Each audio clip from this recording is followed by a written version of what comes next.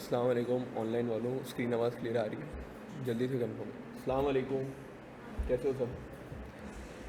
अच्छा, हम लोग ने लास्ट क्लास में क्या कर लिया था? हाँ, मुझे तो याद नहीं आ रहा। आर्थमेटिक प्रोग्रेशन का टर्म वाला हिस्सा कर लिया था, ठीक है। और इसके अलावा मैंने तुम लोगों को कुछ होमवर्क दिया था, हो गया। अब तो वो तादाद नहीं है ना जिन्होंने नहीं किया है, सबने कर लिया है। समझ नहीं आ रहा उसका मसला नहीं हो तो हम डिस्कस करेंगे ना। अटेम्प्ट सबने किया है ना। आज हम लोग पहले होमवर्क को डिस्कस कर लेते हैं, इसके बाद आगे लेके चलते हैं चीज़ें।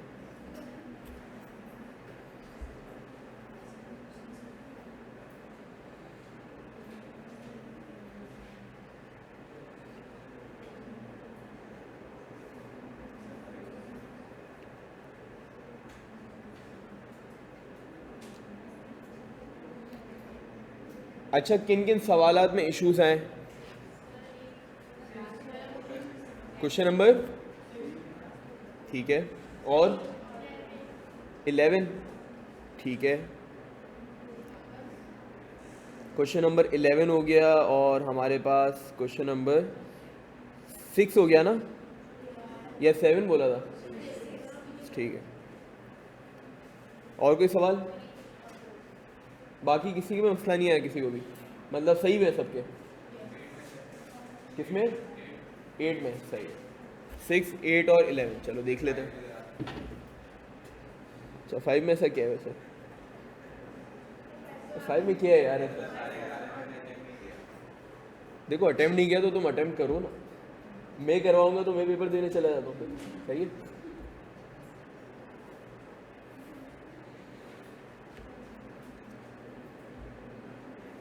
अच्छा, जिन्होंने अटेम्प्ट नहीं किया, तुमने अभी पहले नहीं बताया, अभी बता रहे हो तुमने अटेम्प्ट नहीं किया। खैर, जिन्होंने अटेम्प्ट नहीं किया वो कर लेना हो, ठीक है। कितना ही टाइम लगता है वैसे? जिन्होंने किया उनको कितना टाइम लगा इस सब में? बस इतना टाइम भी नहीं निकाला जा सकता। वो तो क्लास के दौरान ही बीच में गैप में कर लिया करो, फिर घर जाके एंजॉय करो, हो सकता है ना ये सब भी।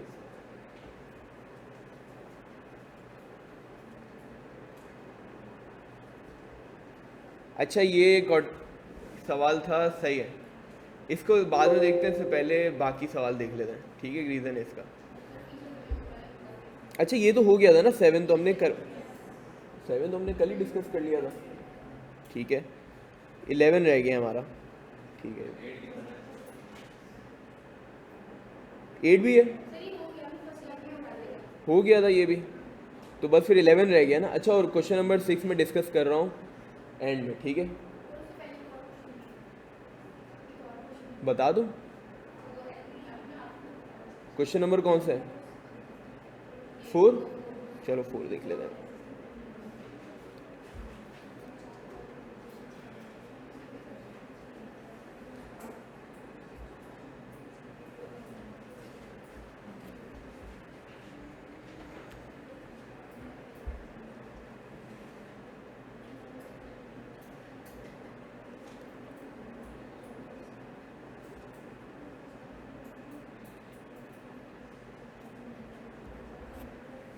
क्वेश्चन नंबर 4, 6, 11, ठीक है। सिमिलर सवाल है तुम लोगों के सबके। 4 तो अभी मैं करवा रहा हूँ, 8 तो आइए से करवा दिया था कर दूँगा, ठीक है। A painter charges a base fees, अच्छा ध्यान से सुन लो पहले। A painter charges a base fees plus a additional fixed amount for each square foot painted. देखो, ये बार बार एक बात ज़रूर हो रही है, एक बेस फीस है, एक इनिशियल फीस है जो लाजमी होनी है चार्ज, और इसके ऊपर ओवर एंड अबव, जैसे पिछली क्लास में किलोमीटर का हिसाब किताब था, जितने किलोमीटर ट्रैवल हुए तो उस per unit of kilometre charge लग रहा है। यहाँ पे क्या हो रहा है? Additional fixed amount for each square foot painted, मतलब हमें बता दिया गया है कि जितने स्क्वायर फुट होंगे उस पर एक वेरिएबल अमाउंट भी लगेगा, जितने ज़्यादा स्क्वायर फुट होंगे उतना ज़्यादा अमाउंट होगा। For a 100 square feet wall he charges 5000, for a 250 square feet wall he charges 9500। देखो, बार बार सवाल में एक चीज़ तो नोट हो रही है कि पहली या दूसरी लाइन में आपको डेटा दे दिया जाता है, और इस तरीके से दिया जाता है कि दो डेटा सेट्स हमारे पास बन जाते हैं। पहला डेटा सेट क्या है तुम लोगों ने बताना है। 100 स्क्वायर फीट पे हमारे पास कितने चार्जेस पड़ रहे हैं, क्या ये इंक्लूसिव है of initial fees, base fees? बिल्कुल है। जहाँ नहीं लिखी हुई कोई बात तो हम लोग क्या समझते हैं इंक्लूसिव है, जैसे किलोमीटर के एग्जांपल में हमने किया था, ठीक है, हम इसको क्या समझते हैं, इंक्लूसिव है, शामिल है इसमें। तो ये हमारे पास क्या बन रहे हैं आपके पास चार्जेस 5000।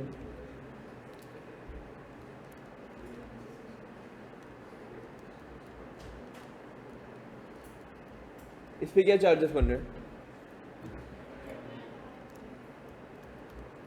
अब मसला ये है कि अगेन इस सवाल में एप्लीकेशन तो हमने देख ली, क्या इसको अर्थमेटिक प्रोग्रेशन के ज़ुमरे में लाना पड़ेगा? क्या मतलब है इसका? हमें देखना पड़ेगा जो स्क्वायर फीट है इसको टर्म के हिसाब से बात करें ना हम लोग, ये कौन सा टर्म बन रहा है, एग्रीड? हम क्या देख रहे हैं कि हमें कौन सा टर्म बन रहा है। इसका एक आसान हल है, हम लोग को सवाल में क्या मांगा गया है, what is the fix charge पर स्क्वायर फुट। इसका मतलब क्या, ये बोला क्या गया, ये बेसिकली हमें मांगा जा रहा है ए की वैल्यू। कितने लोगों को लगता है ए की वैल्यू मांगी जा रही है? ए की वैल्यू है या डी की वैल्यू है? डी की वैल्यू। रीज़न क्या है, फिक्स चार्ज पर स्क्वायर फुट मांगा जा रहा है। अच्छा, इस सवाल में मुझे एक बात बताओ, ए और डी अगर हम लोग निकाल लें तो हमारे पास जो आंसर होगा वो बेसिकली क्या होगा, डी होगा, एग्री? अब हम लोग पहले वाला काम दोबारा शुरू करते हैं। हम लोग देखते हैं कि हमारे पास हमें फर्स्ट टर्म क्या बनाना है। हमें फर्स्ट टर्म चूँकि वो टर्म चाहिए जो कि बेसिक फीस हो, जो कि इनिशियल फीस हो, इरिस्पेक्ट ऑफ फैक्ट जितने भी स्क्वायर फुट है इतनी फीस तो लगेगी। तो हम लोग कह लेते हैं कि स्क्वायर फुट जब ज़ीरो है तब हमारे पास ये बेसिकली फर्स्ट टर्म रिप्रेजेंट करता है। क्या ये रिप्रेजेंट कर रहा है? क्या यही हमने किलोमीटर में भी किया था, जहाँ 0 किलोमीटर पे इसको क्या लेवल कर दिया था, फर्स्ट टर्म। अब तुम लोग मुझे बता सकते हो कि ये 50 स्क्वायर फुट को मैं क्या लेवल करूँगा? अगर 50 स्क्वायर फुट को मैं अगर सेकंड टर्म लेवल कर दूं तो क्या 100 पे मैं थर्ड टर्म पे आ जाऊंगा, एग्रीड? तो अब हम आ जाते हैं 100 स्क्वायर फुट पे कितना होगा, ये कौन सा टर्म होगा आपके पास? सर ये आपने जंप क्यों लिया? आप 10 फीट भी तो कर सकते थे, 20 भी तो कर सकते थे। सवाल देखो ना, सवाल में क्या लग रहा है, मल्टीपल किसका चल रहा है, 50 का चल रहा है, तो फिर हम लोग इस हिसाब से कर लेते हैं। अगेन 250 स्क्वायर फुट फिर क्या होगा, थोड़ा सोचो, जब 100 को मैंने थर्ड बनाया है तो 150 कौन सा होगा, फोर्थ टर्म होगा, 200 कौन सा होगा, 250 क्या बचा फिर?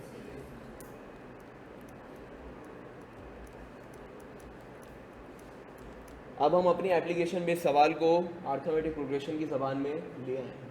अब काम क्या होगा, अब इन्फॉर्मेशन को हम लोग गैदर कर लेते हैं। फर्स्ट टर्म की वैल्यू क्या हुई फिर हमारे पास, अननोन है, फर्स्ट टर्म को हम लिखते नहीं है। हमारे पास थर्ड टर्म की क्या वैल्यू है, हाँ क्या वैल्यू है, 5000। और सिक्स टर्म की कैसे, थर्ड टर्म किसको रिप्रेजेंट कर रहा है और उसकी प्राइस कितनी गिवन है, ठीक है।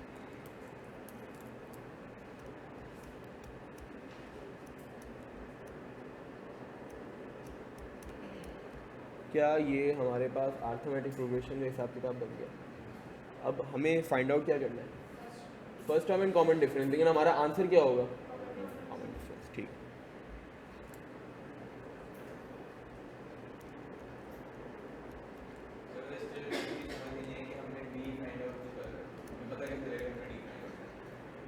आखिरी लाइन में लिखा हुआ क्या है अगर आप रीड करो तो, पर स्क्वायर फुट, मतलब पर स्क्वायर फुट का क्या मतलब है, जितने स्क्वायर फुट लगेंगे उतना ये चार्ज इनकर होगा। तो हमें क्या मांगा जा रहा है बेसिकली, कॉमन डिफरेंस। अच्छा, इन केस जहाँ पे हमारे पास T3 है, A प्लस डी, एन की वैल्यू क्या है हमारे पास, 3 - 1 ना। अच्छा, कॉमन डिफरेंस फॉरन निकल भी सकता है बिकॉज टर्म्स काफ़ी करीब है, एग्रीड, लेकिन हम एक लंबे मेथड से जाएंगे ताकि जब ऐसा सवाल आए तब हम उस पर सब पे अप्लाई कर सकें ये चीज़, ठीक है।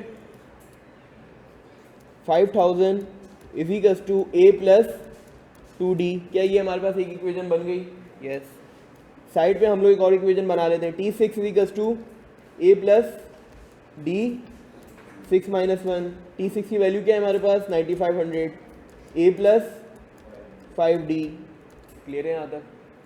आगे का स्टेप क्या होता है, जब हमारे पास दो इक्वेशंस आ गई जो कि क्या है, ये साइमल्टेनियस है। क्यों साइमल्टेनियस क्यों है? साइमल्टेनियस क्यों होती हैं इक्वेशंस? जब उसमें ऐसा क्या हो, दो वेरिएबल्स हो और दो इक्वेशंस हो, ठीक है। वेरिएबल अननोन को ही कह रहा हूँ मैं, ठीक है। क्लियर है यहाँ तक बात? अब मुझे बताओ, पहली इक्वेशन को हम लोग ए अलग कर देंगे, 5000 माइनस यहाँ पे क्या हो जाएगा, फिर हम लोग ए की जगह जहाँ जहाँ ए लिखा हुआ है वहाँ पे 5000 माइनस 2d लिख देंगे।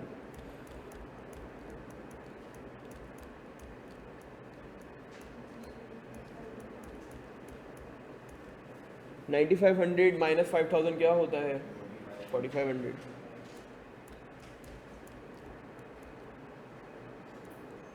डी की वैल्यू क्या आ रही होगी? 1500 आ रही होगी। एग्रीड। 4500 डिवाइड बाय 3 क्या आ रही होगी?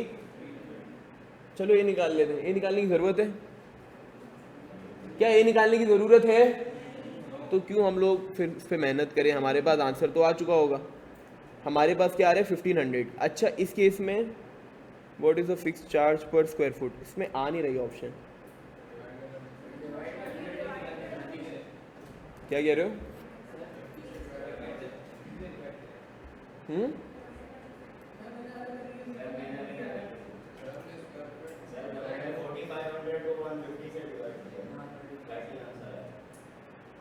अच्छा, क्या तुम लोगों ने किया है? एक सेकंड, किस चीज़ को क्या डिवाइड कह रहे हो तुम लोग?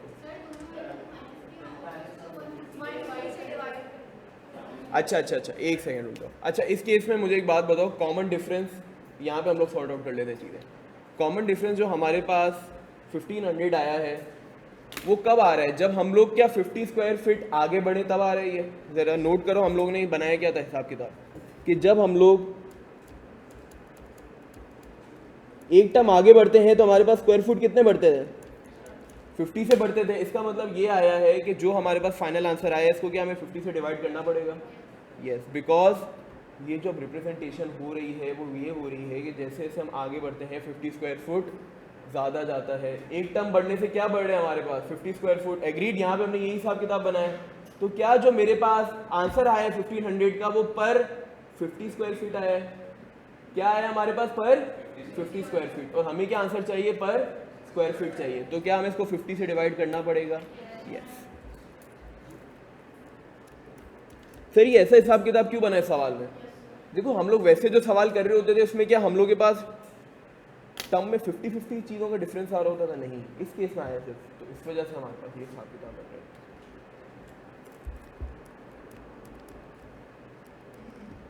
आंसर क्या आ गया? 30 पर स्क्वायर फीट। क्लियर है सबको?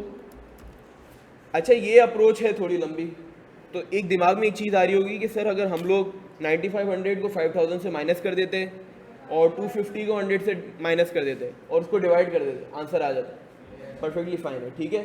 साइमल्टेनियस इक्वेशन सिखाने का मकसद ये है ताकि तुम लोगों को एक ऐसा मेथड आ जाए जो सस्टेनेबल हो, आगे के क्वेश्चंस में भी वो तुम अप्लाई कर सको। क्लियर है यहाँ तक बात? ये मेथड भी समझा दूँ मैं, जिनको नहीं आता ये भी मैं बता देता हूँ कैसे होता है। जी बोलो।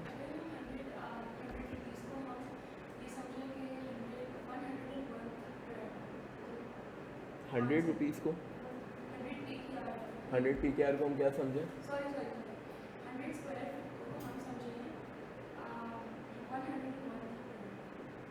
ठीक है, तो फिर क्या होगा? हाँ बिल्कुल, 100 टर्म ले लें तो भी आंसर यही आएगा। देखो मेरी एक बात समझो, देखो अगर हम लोग एक सीक्वेंस फॉलो करेंगे ना तो उसको जो भी टर्म लेवल करते हैं आंसर सही आना है। मतलब क्या है, मैंने यहाँ पे क्यों रखे हैं सेकेंड और थर्ड टर्म? ताकि टर्म्स करीब रहे, ठीक है। क्या आप ये किया जा सकता है कि हम लोग, एक बात सुन लो ज़रा, हम ये भी कर सकते हैं 0 स्क्वायर फीट को फर्स्ट टर्म बना लेते हैं, तो फिर हमारे पास 100 स्क्वायर फीट क्या होता है? 101 टर्म, 100 टर्म या 101 टर्म किया जा सकता है। परफेक्टली फाइन, ठीक है, बिल्कुल। हाँ बिल्कुल। अच्छा, 1 स्क्वायर फीट को 1 टर्म ना लेने की एक वजह है। मुझे एक बात बताओ, क्या 0 स्क्वायर फीट एक इनिशियल फीस है, एक बेसिक फीस है, तो हम क्या अज्यूम कर रहे हैं कि हमेशा फर्स्ट टर्म ही होगा, ठीक है, उस हिसाब किताब से चल रहा है, ठीक है यहाँ तक बात। अच्छा, ये जो एक सेपरेट मेथड है वो भी सीख लो ताकि जब ऐसे सवाल आते हैं तो तुम लोग डायरेक्टली भी इसको सॉल्व कर सको। मुझे एक बात बताओ, डिफरेंस कितना है प्राइस में नहीं, इन दोनों की प्राइस में 100 स्क्वायर फीट और 250 स्क्वायर फीट की प्राइस में कितना फर्क है?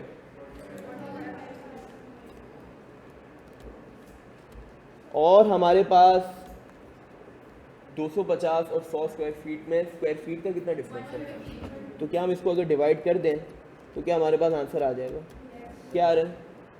30 आ रहा है। क्लियर है? तो जब ऐसे सवाल आए तो आप भले लंबा मेथड ना यूज़ करो, लेकिन साइमल्टेनियस इक्वेशन आना चाहिए। यस, ठीक है, ताकि जब कुछ ऐसे सवाल आए जो मैं स्पेसिफिकली आगे करवाऊंगा तो वहाँ पे तुम लोग उसको यूज़ करो, इसको ना यूज़ करो। क्लियर है यहाँ तक बात? क्या ये दोनों मेथड सही हैं? यस, ये वाला मेथड जब यूज़ करेंगे जब ऐसी सिंपल सिचुएशन बन जाए आपके पास। क्या सिंपल सिचुएशन है आपके पास? आपको एक पर्टिकुलर स्क्वायर फीट या किलोमीटर के लिए अमाउंट दे दी गई है, आपको एक पर्टिकुलर दूसरे स्क्वायर फीट के लिए एक अमाउंट दे दी गई है, तो अमाउंट का डिफरेंस ले लो और स्क्वायर फीट या किलोमीटर का डिफरेंस। क्लियर है सबको? आगे बढ़े हम लोग।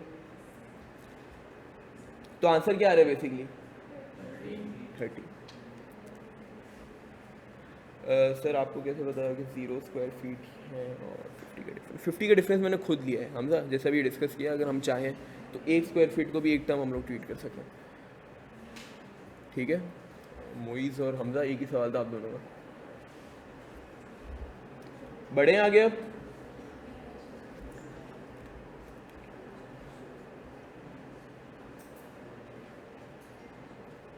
अच्छा, अब इस सवाल को देख लेते हैं। ठीक है,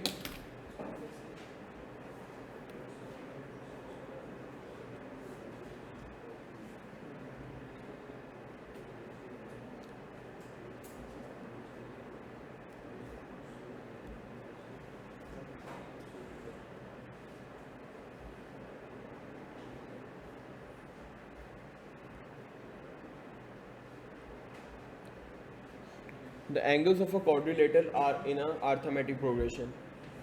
Quadrilateral क्या होता है? अच्छा, जिनको नहीं पता, देखो हमारे पास कुछ ऐसे शेप्स होते हैं। ये ट्राइंगल है आपके पास, ठीक है, थोड़ा बड़ा लिख देता हूँ उनको। इसके क्या खुसूसियत दिख रही है? इसमें 3 साइड्स हैं और 3 एंगल हैं।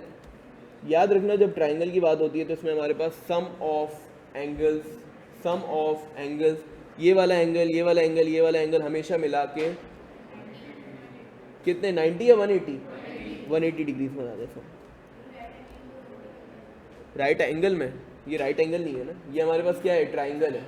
ठीक है, आ जाते हैं क्वाड्रिलेटरल पे। अच्छा, क्वाड्रिलेटरल कुछ भी हो सकता है, रेक्टेंगल भी हो सकता है। रेक्टेंगल की क्या खुसूसियत है? सबके 90 डिग्रीज होते हैं। एक हमारे पास ट्रिपीजियम भी हो सकता है और एक नॉर्मल क्वाड्रिलेटरल भी हो सकता है जो अजीबोगरीब दिखता हो। रोम्बस भी हो सकते हैं, बहुत सारे।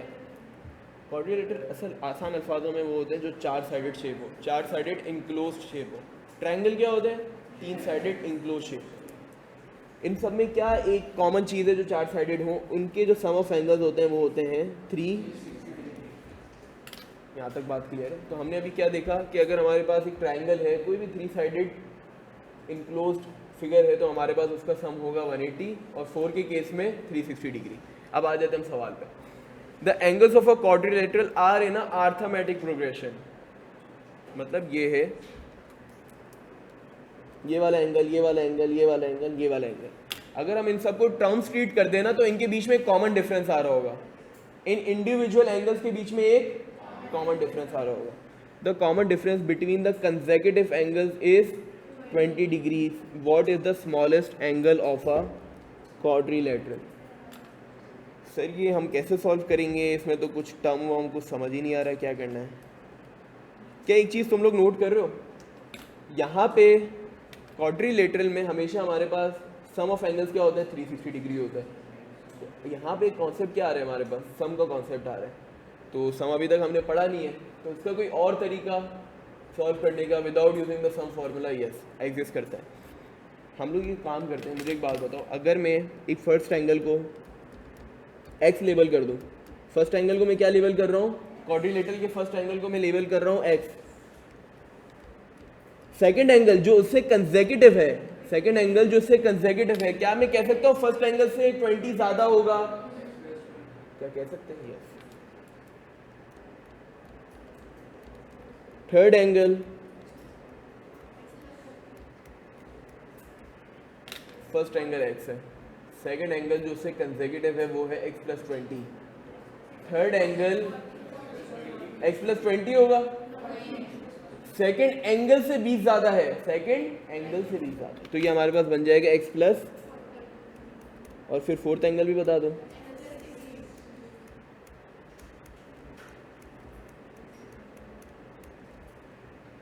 सवाल देखो क्या लिखा हुआ है, what is the smallest angle of the quadrilateral.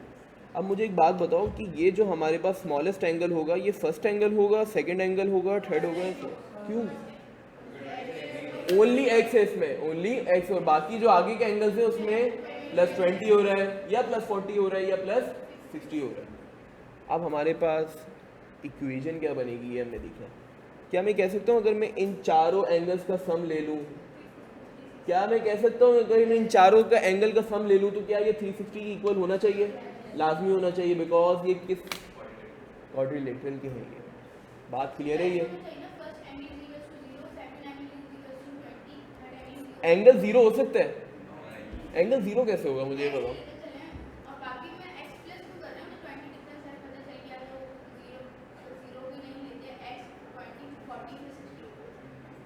देखो ये तो ट्रायल एंड एरर बेस चल गया ना कि भाई मैं x पहले 20 लेके देखूं, मज़ा आया नहीं आया, अगर नहीं बना 360 तो फिर मैं 40 लेके देखूं। ये टाइम कंज्यूमिंग है। हम जो अलजेब्रा सीखते हैं वो इसी वजह से सीखते हैं ताकि हम लोग डायरेक्टली किसी एक आंसर पे पहुंच सकें। क्लियर है? जैसे आपका भी एक सवाल था कि सर हम लोग एक पर्टिकुलर क्वेश्चन लास्ट में था कि हम ट्रायल एंड एरर बेस पे कर लेते हैं, कि ट्रायल एंड एरर बेस के लिए हम लोग आए हैं या फिर हम लोग ने एक शॉर्टकट सीखना है, एक तरीका सीखना है उसको करने का। क्लियर है यहाँ तक बात? तो ये क्या हमारे पास इक्वेशन बन जाएगी अगर हम इन चारों को करें सम, और किसकी इक्वल करते हैं? करके देख लेते हैं।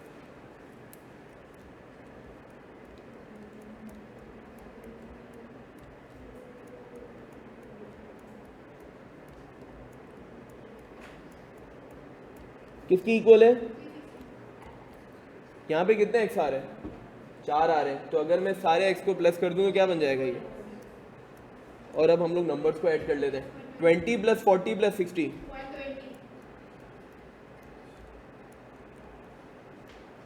4x is equals to 240। Agreed? x की वैल्यू क्या आ रही है? ऑप्शन क्या आ रहा है हमारे पास?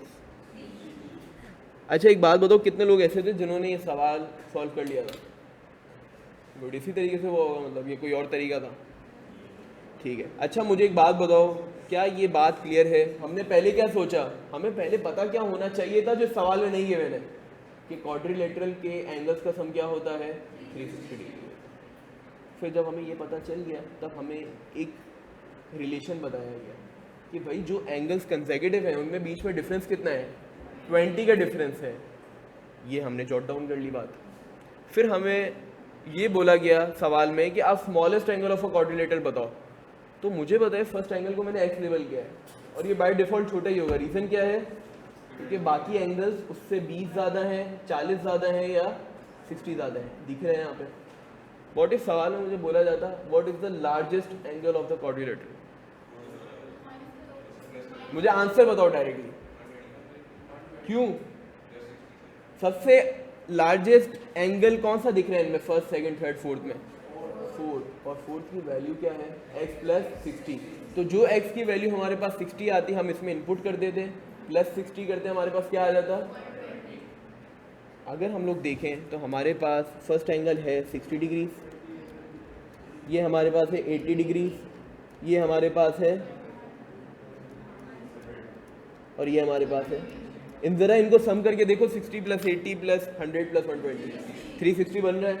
क्लियर है यहाँ तक बात? आगे बढ़े अब? ठीक है। अच्छा जिसको कॉपी करना है कर लो। फिर हम लोग अब एक नए कॉन्सेप्ट की तरफ बढ़े, सम ऑफ के फॉर्मूले की तरफ। सर अगर ऐसा सवाल पेपर में आ गया, किस तरीके से टर्म समझ नहीं आया तो कैसे करेंगे?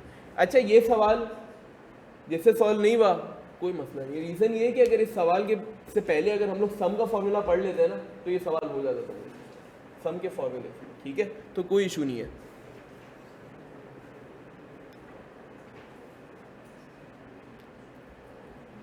अच्छा जो भाई क्लास लेने आए वो अपने सही नाम से है, एनोनिमस, क्या चल रहा है?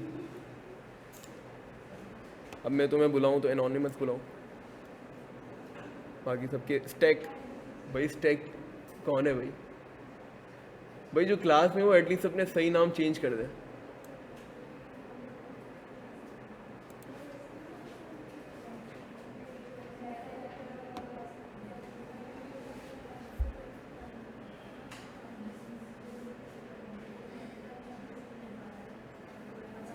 लार्जेस्ट वैल्यू का मैंने ये बताया था कि अगर सवाल में लार्जेस्ट एंगल मांगा जाता तो वो क्या होता है इस केस में अब्दुलरहमान? x प्लस 60 होता है, x की वैल्यू 60 आई है तो इसका मतलब 120 आंसर होता है।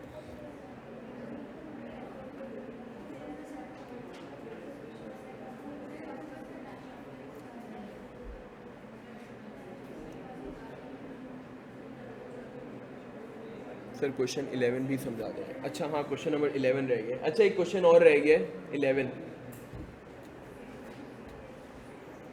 कॉपी कर लिया तो सबने जिनको करना था?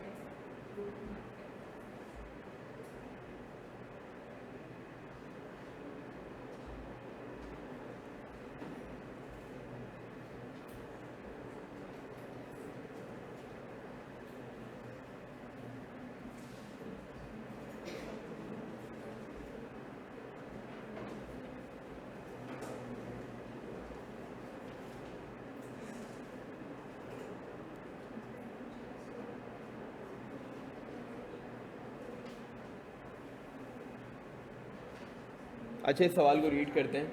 कितने लोगों से सवाल सही सॉल्व हो गया था? ठीक है। The second term of an arithmetic progression is half of the first term. बोला जा रहा है कि जो second term of the arithmetic progression है वो हाफ है फर्स्ट टर्म के। ठीक है। If the first term is denoted by the letter A and the common difference is denoted by the letter D, represent A in terms of D. ठीक है। मुझे एक बात बताओ, अगर मैं फर्स्ट टर्म को ए लेबल कर दूं, फर्स्ट टर्म को क्या लेबल कर दूं? ठीक है ना, सही बात है, फर्स्ट टर्म तो वैसे ये होता है। तो क्या मैं सेकंड टर्म को इन टर्म्स ऑफ ए बता सकता हूँ? क्या होगा? 2a a upon 2। क्यों? Second term is half of the first term, तो a अपॉन 2 लिख देता हूँ। मुझे एक बात बताओ, क्या कॉमन डिफरेंस कंसेक्यूटिव टर्म्स के बीच का डिफरेंस होता है? एग्री। तो क्या मैं कह सकता हूँ a अपॉन 2 और a के बीच में जो डिफरेंस है वो d है? क्या कह सकता हूँ मैं a और a अपॉन 2 के बीच में जो डिफरेंस है वो d है? क्या कॉमन डिफरेंस d है हमारे पास? अब आ जाते हैं हम लोग इक्वेशन बनाने पे। मुझे एक बात बताओ, क्या फिर मैं अब ये कह सकता हूँ d इज इक्वल्स टू आगे वाला टर्म माइनस पीछे वाला टर्म? d क्या होता है हमारे पास? आगे वाला टर्म माइनस, तो क्या लिखूंगा मैं फिर? a अपॉन 2 माइनस, अब इसको हम लोग किस तरीके से लाएंगे? Represent a in terms of d। तो हम लोग की अब कोशिश ये होगी कि a को अलग कर दें, बाकी चीज़ों को अलग कर दें। ठीक है। मुझे एक बात बताओ, d is equals to a upon 2 plus minus LCM लेते थे हम लोग, यहाँ पे क्या बन जाएगा ये? 2a अपॉन, रीजन क्या है इसका? कॉमन डिनोमिनेटर आ जाती है। क्लियर है यहाँ तक बात? ठीक है। d is equals to a minus 2a upon, जब कॉमन डिनोमिनेटर आ गया तो इसको एक साथ लिख सकते हैं 2d, 2 वहां डिवाइड हो रहा है, यहाँ तक कि क्या हो जाएगा? Multiply. 2d is equals to minus minus, मुझे a को अकेला करना है, तो अगर इसके साथ नेगेटिव साइन मल्टीप्लाई हो रही है तो अगर मैं वहां ले जाऊं तो डिवाइड हो जाएगी नेगेटिव साइन। आसान अल्फाजों में ये हमारे पास बन जाएगा a is equals to minus, sir ये सब कैसे हुआ? ये तो ad में आपने क्यों खेला? मेरे पास नंबर नहीं थे ना। क्या इस सवाल में नंबर दिए थे मुझे? अगर नंबर दिए थे तो नंबर में खेल लेते, लेकिन इस सवाल में एक चीज़ नोट करो, ये सवाल सिखाता है कि वेरिएबल्स में कैसे हम लोग वेरिएबल्स को कैसे हम लोग ट्रीट करते हैं। यहाँ पे देखो कॉमन डिफरेंस की बात हो रही थी। कॉमन डिफरेंस क्या होता है? हमेशा हमें पता है कंसेक्यूटिव टर्म्स के बीच का डिफरेंस। और कंसेक्यूटिव टर्म्स क्या है हमारे पास? A first term, a upon two. हम जब कह रहे हैं कि d equals to a upon two minus a, तो क्या हम लोग सारी चीज़ों को ए की टर्म्स में ला सकते हैं? यस, हमने करके देख लिया। तो क्या आंसर आ गया आपके पास कि ये स्टेप्स क्लियर है? किसी को स्टेप्स में मसला है तो मुझसे पूछ लो। लॉजिक क्लियर है, स्टेप्स क्लियर है, आगे बढ़े।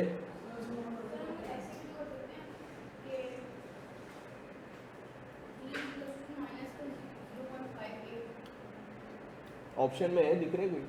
ये कर सकते हैं ना, फिर एंड में आपको एक ही टर्म में लाना ही पड़ता ताकि आप ऑप्शन से मैच कर सको। देखो ऑप्शन किसके फॉर्म में गिवन है?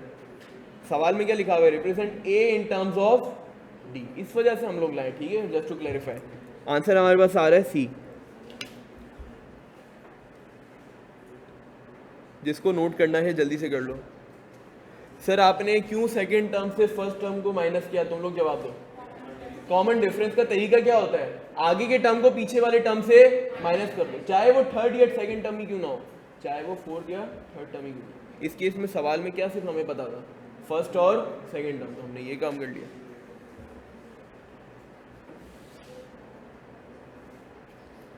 अच्छा, अगर मैं वैसे तुम लोग से पूछूं थर्ड टर्म क्या होगा?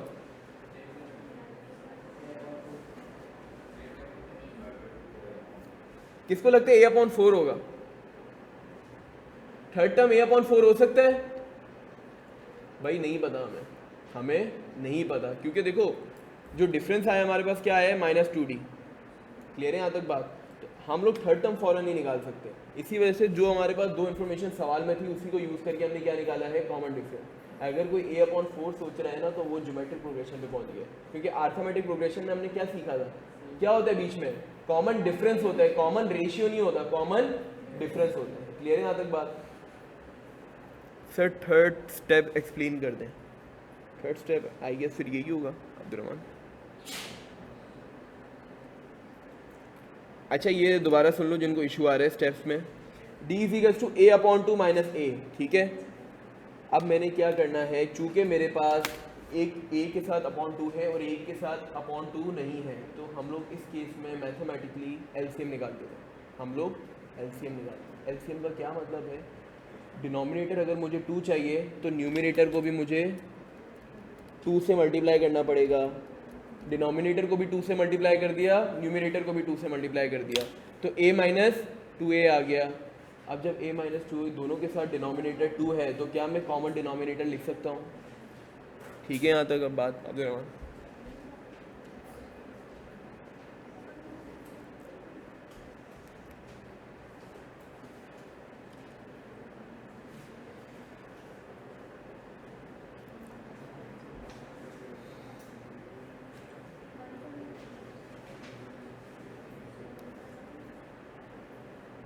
अब्दुर्रहमान कंफर्म कर दो, क्लियर है बात?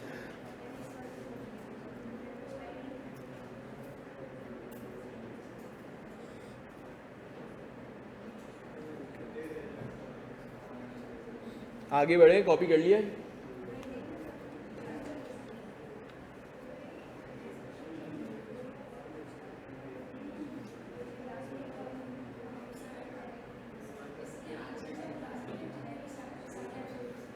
क्या कह रही हो?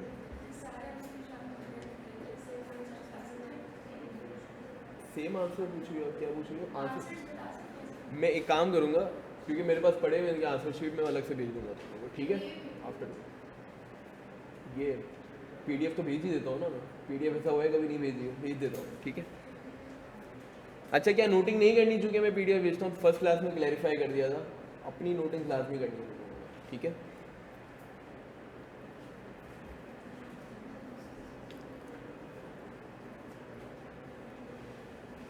अच्छा मैथ्स ऐसा सब्जेक्ट है जिसमें अगर आप सिर्फ टीचर को देखते रहो कि टीचर किस तरीके से करवा रहा है, तो आपसे कभी नहीं होगा, याद रखना। खुद जब तक नहीं करोगे, चाहे मैथ्स अकाउंटिंग के लिए भी मैं यही कहूँगा, जब तक खुद प्रैक्टिस नहीं होगी हाथ पक्का नहीं होगा। क्योंकि देखो अगर मैं ही करवाऊँगा तो मैं ही पेपर देने चला जाता हूँ, फ़ायदा नहीं है ना जब तक तुम लोग खुद ट्राई नहीं करोगे। होमवर्क देने का क्या मकसद है, तुम लोग खुद ट्राई करो, न्यू सिनेरियो से वाकिफ़ हो। वही चीज़ें अगर मैं क्लास में करवाऊँ, वही एग्जैक्टली होमवर्क में दे दूँ तो कोई लर्निंग नहीं होगी। इसलिए मैं हर दफ़ा होमवर्क में एक ऐसा सवाल डालता हूँ जो कि उन कॉन्सेप्ट जैसा नहीं होता। आज कौन सा था वो, क्वाड्रिलेटरल वाला, ठीक है, अचानक से सम आ गया उसमें, क्या एक डिफरेंट अप्रोच लग रही थी उसमें, यस रिकग्नाइज करना था उसमें, ठीक है। अच्छा अब हेडिंग डाल दो, क्या हेडिंग डालोगे, क्या कंप्लीट हो गया हमारा, टर्म का एरिया कंप्लीट हो गया। सम of arithmetic progression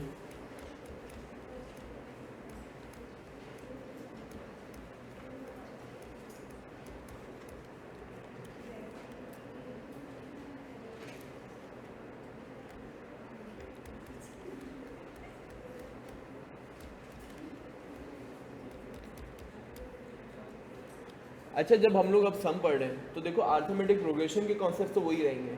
arithmetic progression में ऐसे क्या होता है जो उसको अर्थमेटिक प्रोग्रेशन बनाता है, कॉमन डिफरेंस होता है, फर्स्ट टर्म होता है, ठीक है, ये दो बातें बस, वही बात यहाँ पे भी है। 6, 9, 12, 15 कॉमन डिफरेंस क्या है इनमें सब में, अब तो माशाल्लाह से फ़ौरन बता दोगे कितना है हमारे पास, 3 है, फर्स्ट टर्म क्या है, 6 है। अब मैं सवाल में तुम लोग से ये नहीं पूछ रहा कि फोर्थ टर्म बताओ, फोर्थ टर्म बताने का बोलता तो क्या बता दे तुम लोग, 15 बता देते, 11 टर्म बताने का बोलता तो क्या करते हैं, प्लस प्लस प्लस करते या फिर एक फार्मूला बना लेते इसके बाद, ठीक है। अगर मैं सवाल में तुम लोग से पूछूं कि मुझे पहले 4 टर्म्स का सम बताओ, दोबारा से, अगर मैं सवाल में तुम लोग से बोलूं कि मुझे पहले 4 टर्म्स का सम बताओ तो क्या काम होता है अब इसमें, बताओ क्या होता है काम, 6 + 9 + 12 प्लस, क्या बता रहे हो तुम लोग आंसर, ठीक है, यहाँ तक बात क्लियर है। मैं तुम लोग से पूछता हूँ पहले 10 टर्म्स का सम बताओ, सर बोलोगे यार टर्म के लिए सर ने अगर हमें एक फार्मूला बताया है, टर्म के लिए अगर एक फार्मूला बताया है तो सम का भी होना चाहिए ना, होना चाहिए उसूलन। तो अब हम लोग देख लेते हैं कि हम लोग अगर हमें पर्टिकुलर टर्म तक का सम चाहिए हो, पर्टिकुलर टर्म तक का, यहाँ पे हमारे पास कीवर्ड क्या है, सम, हमें सम चाहिए बेसिकली, तो हम लोग ऐसा क्या फार्मूला बना सकते हैं कि हम लोग डायरेक्टली उस आंसर पे अराइव हो सकें, ठीक है। तो अब हम लोग एक फार्मूला नोट कर लेते हैं जो कि किससे रेलेवेंट है, sum of a geometric progression, arithmetic progression.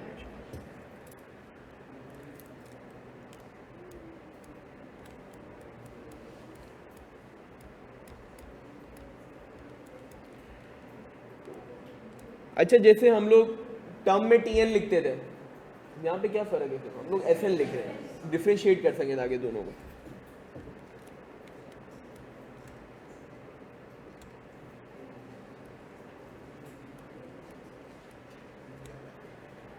अच्छा इसके है ना 2 फार्मूलाज हैं और एक फार्मूला दूसरे फार्मूले से बना है, ठीक है, हजम करना मुश्किल होगा, इसके 2 फार्मूलाज हैं सम के, लेकिन दोनों फार्मूला समझ दो, एक फार्मूला दूसरे फार्मूले से बना है। मैं दूसरा फार्मूला भी लिखवा देता हूँ, S N equals to n/2 + 2a + d n-1।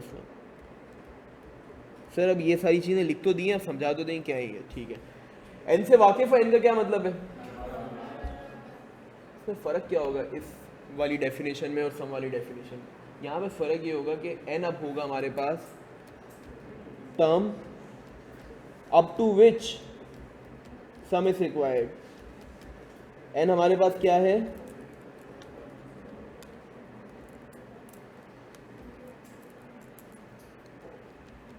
n हमारे पास है term up to which sum is required. Term वाले फॉर्मूले में n का क्या मतलब होता था, जो टर्म हमें चाहिए, यहाँ पे क्या लिखा हुआ है, वो टर्म जहाँ तक का सम हमें सवाल में रिक्वायर्ड है। मुझे पहले 8 टर्म्स का सम बताओ, n की वैल्यू क्या होगी, मुझे पहले 60 टर्म्स का सम बताओ, n की वैल्यू क्या होगी, 15, n की वैल्यू 15 होगी, ठीक है। फ़र्क समझ आ गया ऊपर नीचे में, n में ये हल्का सा फ़र्क है, d में फ़र्क है, नो, d हमारे पास अगेन क्या है, कॉमन डिफरेंस।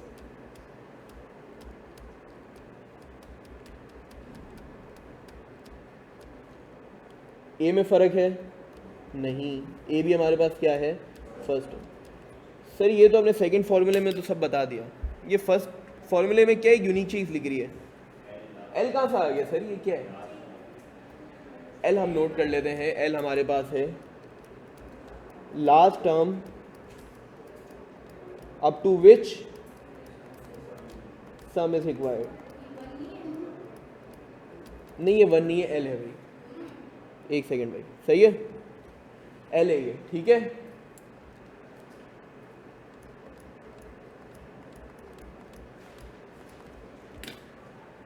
क्या ये दोनों बातें क्लियर हैं?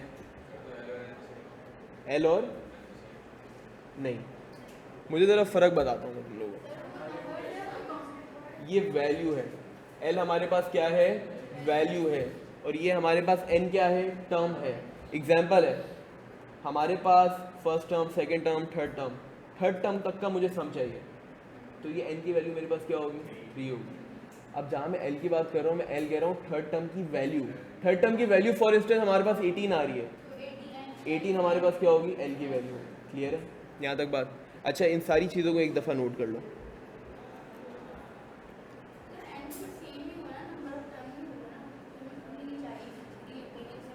अगर मैं ये सवाल में कह रहा हूँ कि मुझे 9 टर्म तक का सम चाहिए, तो एन की वैल्यू क्या होगी?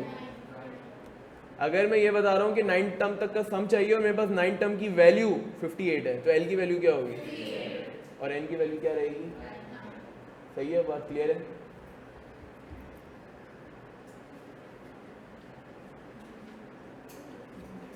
एक एडिशनल बात यहाँ लिख देता हूँ, लास्ट टर्म वैल्यू, ठीक है, ठीक है, लास्ट टर्म वैल्यू, ताकि अब याद रहे ये चीज़।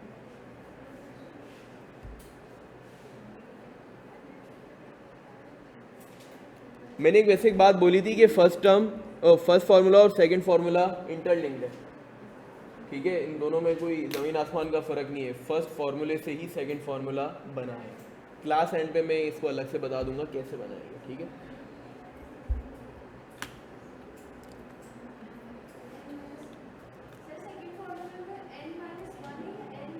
n-1 है, n-1,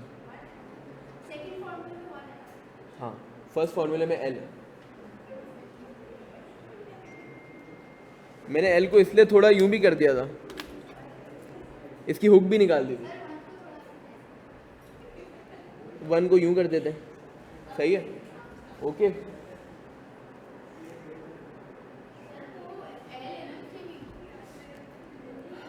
सही है भाई,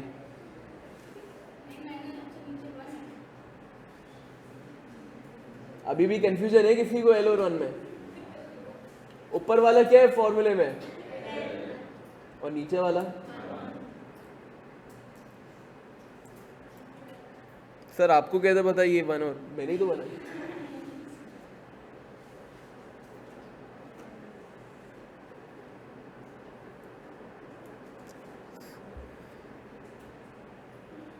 हाँ, ये एमन ने जवाब दिया, फॉर्मूला डिराइव्ड है, बिल्कुल ऐसा ही है, गुड।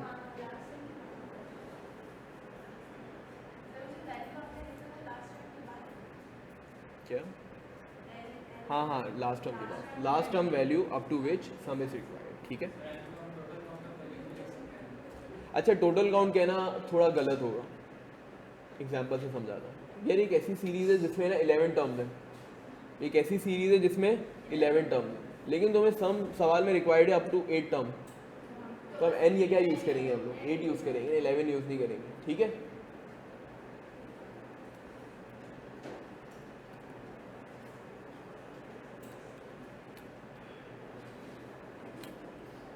बड़े आगे सबने कॉपी कर लिया, ठीक है, कुछ सवाल देख लेते हैं। अच्छा, इसी सवाल में अगर देखें, हम बेसिक इलस्ट्रेशन वाले सवाल को करते हैं सॉल्व इस तरीके से, 6, 9, 12, 15, 6, 9, 12, 15,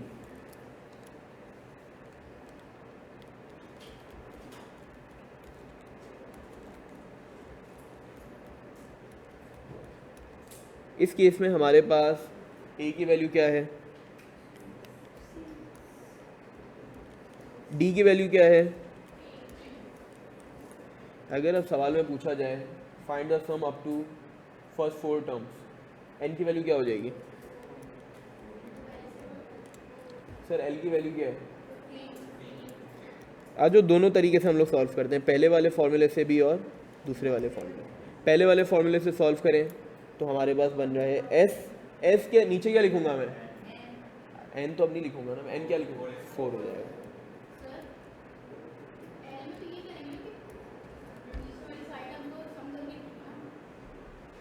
एल के लिए अभी एल के लिए रुक तो जाओ, लिख रहा हूँ ना, पता चल जाएगा। ए की वैल्यू क्या आ रही है हमारे पास? 6 प्लस 15। क्यों सर? एल की वैल्यू क्या है हमारे पास? 15। हम फॉर्मूला अभी कौन सा यूज़ कर रहे हैं? ऊपर वाला। देखो क्या आ रहा है आंसर आपके पास, 2 मल्टीप्लाई बाय, तुम लोगों ने मैनुअली कैलकुलेट किया था तो ये क्या आ रहा था? ठीक है, आज जो दूसरे तरीके से करते हैं, S4 is equals to n/2 4/2 multiply by 2a। 2 में हमारे पास क्या है? a की वैल्यू प्लस d की वैल्यू और n की value -1। 2 multiply by 12 plus 3 multiply by 3।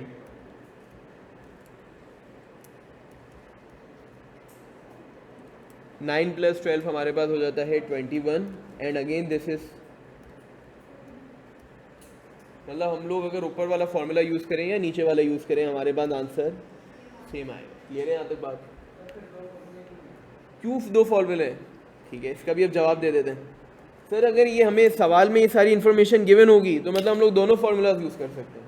मज़ा ही मज़ा है। व्हाट इफ कि अगर ये ना गिवन हो सारी इन्फॉर्मेशन, तो हमें बोला जाए फर्स्ट टर्म दे दिया जाए, तुम्हें कॉमन डिफरेंस दे दिया जाए, तुम्हें सिर्फ n की वैल्यू बताई जाए जहाँ तक का सम चाहिए, तो क्या ऊपर वाला फॉर्मूला एप्लीकेबल होगा? लास्ट टर्म तो तुम्हें पहले अलग से निकालना पड़ेगा। इससे अच्छा क्या है फिर इस केस में? Second formula. सर अगर हमें इस तरीके से सवाल दे दिया जाए, n की वैल्यू भी गिवन हो, a की वैल्यू भी गिवन हो, d की वैल्यू भी गिवन हो और लास्ट टर्म भी गिवन हो, तो ऊपर वाला फॉर्मूला यूज कर लेंगे। क्लियर है? तो सबके लिए अच्छा उस केस में हो सकता है d गिवन ना हो, क्योंकि तुम लोग नोट करो ऊपर वाले फॉर्मूले में d रिक्वायर्ड है। तो अगर कॉमन डिफरेंस नहीं given, first term last term और n की वैल्यू गिवन है, तो क्या हम लोग फर्स्ट वाला फॉर्मूला अप्लाई करेंगे? ठीक है, तो देखो फॉर्मूला 2 बनने के मकसद ये है, हर सिचुएशन में जब हम सवाल करेंगे तो आएंगे सारी सिचुएशन। हर सिचुएशन में कुछ डेटा गिवन होता है, कुछ डेटा नहीं गिवन होता, तो अवेलेबल डेटा के साथ तुम लोग सम निकाल सको, ये मकसद है। ठीक है सर, एल दोबारा बता दें एग्जाम्पल के साथ। देखो अगेन सुन लो, एल का मतलब क्या है यहाँ पे? लास्ट टर्म की वैल्यू। लास्ट टर्म की क्या है? वो लास्ट टर्म की वैल्यू। सम नहीं है, सम नहीं है। ठीक है, सम तो हम खुद निकाल रहे हैं। क्लियर है यहाँ तक बात? हाँ बोलो।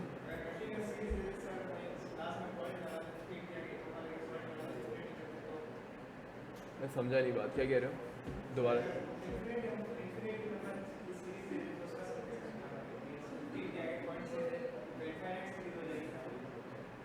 इनफाइनाइट पे क्यों अचानक से आ गए तुम? अच्छा मुझे एक बात बताओ, वैसे मुझे एक बात बताओ, क्या हम लोग जब ऊपर हम लोगों ने प्लॉट की थी सारी चीज़ें, आर्थमेटिक प्रोग्रेशन, ज्योमेट्रिक प्रोग्रेशन, मैंने तुम लोगों को एक बताया था कौन कौन से कॉन्सेप्ट हम लोग पढ़ेंगे? ठीक है, याद है पहली class? Arithmetic progression, geometric progression को लेवल करवाया था। मैंने बताया था आर्थमेटिक प्रोग्रेशन में हम लोग 2 चीज़ें सीखेंगे, टर्म का फॉर्मूला और क्या सम टू इन्फिनिटी। मैंने आर्थमेटिक प्रोग्रेशन में लिखा था, ना लिखने की वजह ये है सम टू इन्फिनिटी नहीं निकाली जा सकती arithmetic progression. Sum to infinity अगर हम निकाले तो इनफाइनाइट ही आंसर होगा। ठीक है, तो इस वजह से हम लोग नहीं पढ़ते आर्थमेटिक। ज्योमेट्रिक प्रोग्रेशन में यही वाला सवाल वैलिड होगा, उस केस में हम लोग पढ़ेंगे। ठीक है बात? अब क्लियर है? ऐसा क्यों है सर? जब नंबर ही खत्म नहीं हो रहे तो आप कैसे n की वैल्यू डिटरमाइन करोगे? n की वैल्यू तो फिर इनफाइनाइट हो जाएगी, और इनफाइनाइट को हम कैलकुलेशन में तो यूज़ कर नहीं सकते, तो इस वजह से उस केस में हमारे पास आंसर नहीं आएगा। आ जाते हैं कुछ सवालात पे। a की वैल्यू गिवन है 7, d की वैल्यू गिवन है -3 और n की वैल्यू गिवन है 4। अच्छा, n की वैल्यू अगर मैं ना भी दूँ, मैं कह दूँ सवाल में, find sum of first 4 terms, मतलब n की वैल्यू इन शॉर्ट आप दे दी गई सवाल में, क्या है n की वैल्यू 4, l की वैल्यू n की वैल्यू। सर कंफ्यूज क्यों कर रहे हैं, कॉन्सेप्ट में पक्का होना है ना, ये हमारे पास n की वैल्यू है, ठीक है। बिल्कुल अहमद, शुरू हो जाओ भाई।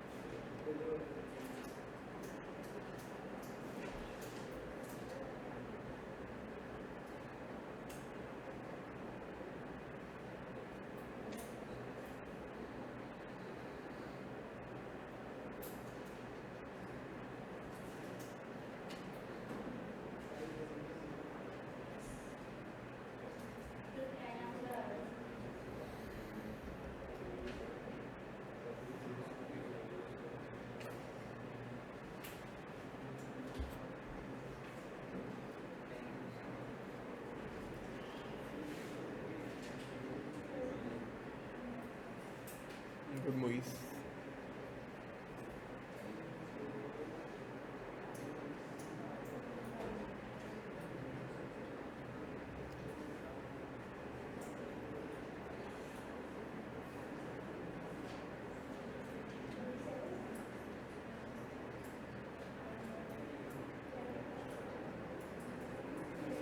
गुड बुशा।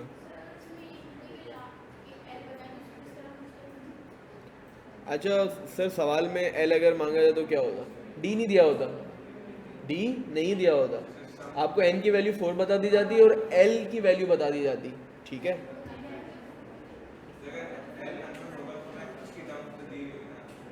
हाँ बिल्कुल,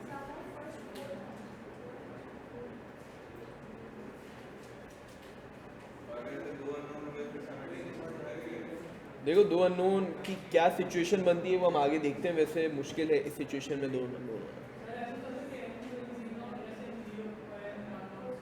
बिल्कुल, आगे हम लोग जब थोड़ा आगे लेके चलेंगे सम में, जब ऐसी सिचुएशन आए जहाँ पे सम गिवन हो, ए गिवन हो, डी गिवन हो, लेकिन एन ना गिवन हो, वहाँ पे क्वाड्रेटिक इक्वेशन यूज होती है, वहाँ पे क्वाड्रेटिक इक्वेशन आते हैं उस पर, बिल्कुल एंड में हम लोग वो चीज़ पढ़ेंगे। सर क्वाड्रेटिक इक्वेशन क्या होती है, साइमल्टेनियस इक्वेशन का भाई है, ठीक है, जब पढ़ेंगे तो देख लेंगे।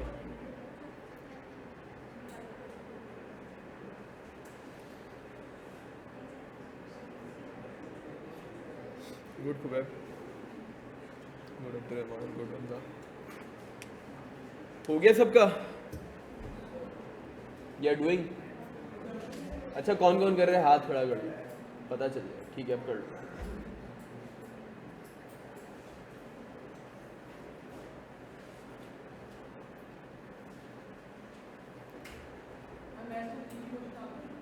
किसमें,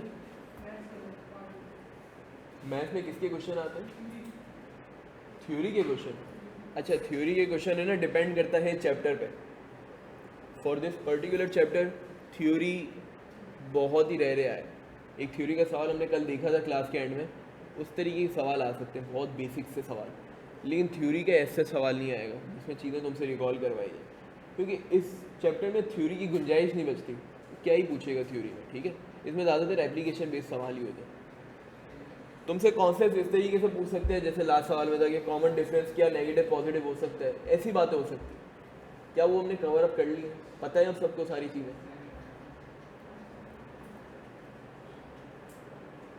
स्टैट्स के पोर्शन में अच्छी खासी थ्योरी आती है, ठीक है। सर नेम के साथ स्टैट स्टार्ट हो गया ना तुम लोग, ठीक है। तो जो तुम लोग शायद स्टार्ट में भी जो चैप्टर डेटा वाला पढ़ लिया, तो उसमें अच्छी खासी थ्योरी आती है, ठीक है। हमारे मैथ्स के एरिया में चैप्टर नंबर 1 और 2 है जिसमें शायद थ्योरी आ जाए, इसके अलावा कोई ऐसा चैप्टर नहीं है। स्टैट्स में ज़्यादातर चैप्टर ऐसे हैं। मैंने मैथ्स किससे पढ़ी थी, ये वाले सब्जेक्ट में, ये वाला सब्जेक्ट मेरा एग्जाम था, मैंने बताया था, ये वाला सब्जेक्ट मेरा एग्जाम था स्पेसिफिकली। ए लेवल में ना दो सब्जेक्ट्स होते हैं, एक तो मैथ्स होती है, नॉर्मल मैथ्स होती है, और एक होती है फर्दर मैथ्स होती है। मैंने फर्दर मैथ्स पढ़ी, इस वजह से ये पर्टिकुलर जो सब्जेक्ट था एग्जाम था। सर आपने फर्दर मैथ्स इसलिए पढ़ी थी ताकि ये सब्जेक्ट एग्जाम हो जाए, मैं कोई पागल नहीं था। Further maths is too hard for me, ठीक है, मुझे शौक था, मैंने इसलिए फर्दर मैथ्स पढ़ ली। क्या कह रहे हो? ए लेवल, हाँ ए लेवल्स की एड मैथ्स फर्दर मैथ्स होती है, हाँ वही।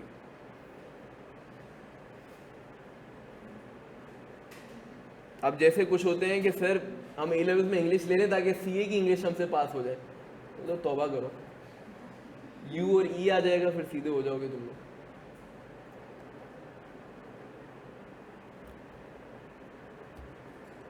सम of the first four terms, आज इस सवाल पे आ जाते हैं हम लोग। a is equals to 7, d is equals to -3, n की वैल्यू 4 आ गया हमारे पास।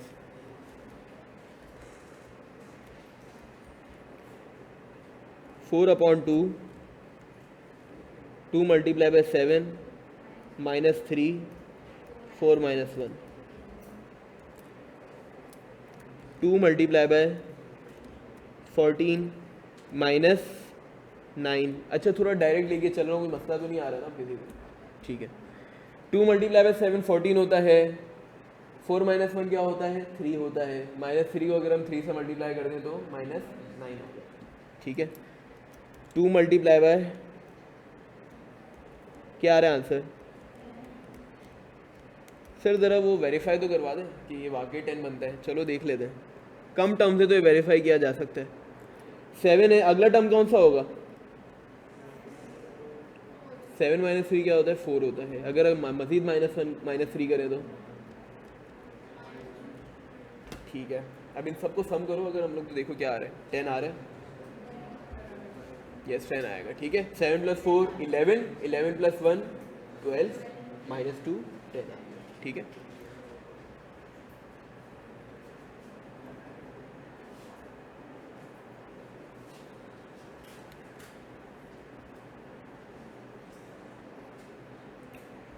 क्लियर है बात? अच्छा एक और सवाल देख लेते हैं।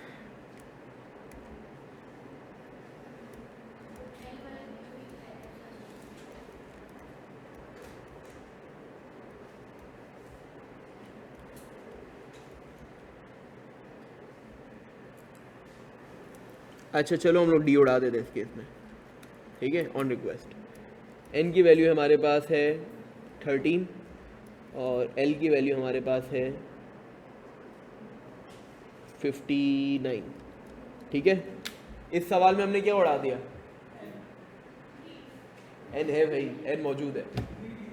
अगर इस सवाल को इंटरप्रेट करें, इसका मतलब हमें चाहिए सम अप टू 30th टर्म, और 30th टर्म की वैल्यू क्या है? 15। सही है। अब एल का मतलब क्या होता है?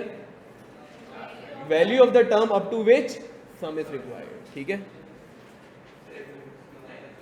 हाँ यस। अभी L1 तो नहीं लग रहा किसी को? सही है। अब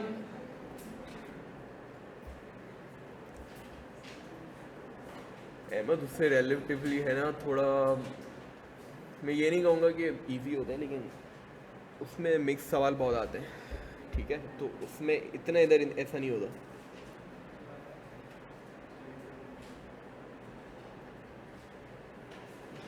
क्योंकि उसमें तुम सिर्फ अर्थमेटिक प्रोग्रेशन नहीं पढ़ते, बाकी तुम ऐसे चैप्टर्स भी पढ़ते हो जो इस सिलेबस में नहीं है, तो वहाँ इस वजह से थोड़े कॉम्प्लिकेट हो जाते हैं सवाल। सर कहाँ से सम चाहिए? सर कहाँ से सम चाहिए क्या मतलब है? 12th 30th टर्म का सम चाहिए हमें, और उसकी वैल्यू हमारे पास 59 की वैल्यू, ठीक है। 30th टर्म की हमारे पास 30। हाँ कोई मसला नहीं है, पॉइंट में आंसर आ सकता है। टीएन में हमने क्या पढ़ा था? नेगेटिव इन्फिनिटी से कुछ बोला था मैंने, इंटीजर होना जरूरी है। सर ऐसा सवाल तो कभी नहीं आया, हमने अभी तक तो ऐसा नहीं पढ़ा। आ सकता है, प्रिपेयर्ड फॉर इट।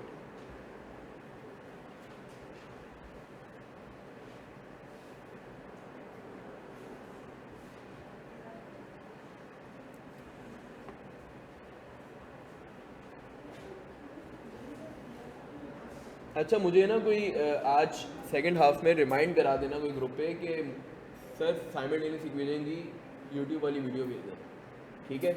मैं तुम लोग ग्रुप पे भेज दूंगा ताकि तुम लोगों को ये भी आ जाए कि साइमल्टेनियस इक्वेशन को विदाउट मैनुअल कैलकुलेशन कैलकुलेटर पे कैसे डायरेक्टली सॉल्व करते हैं, ठीक है?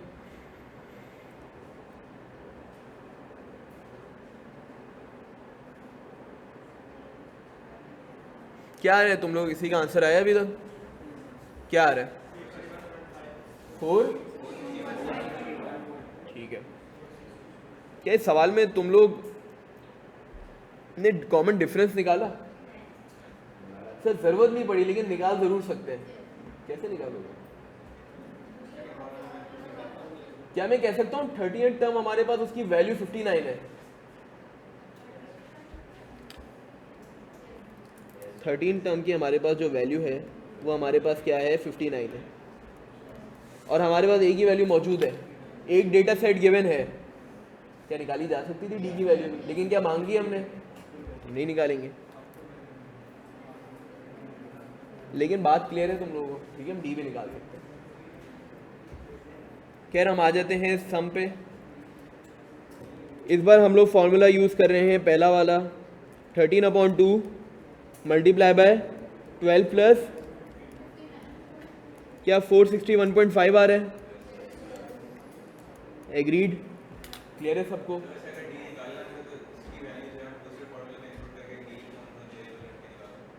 अच्छा आप ये कह रहे हो कि वो सम वाले फॉर्मूले में इनपुट करके करें?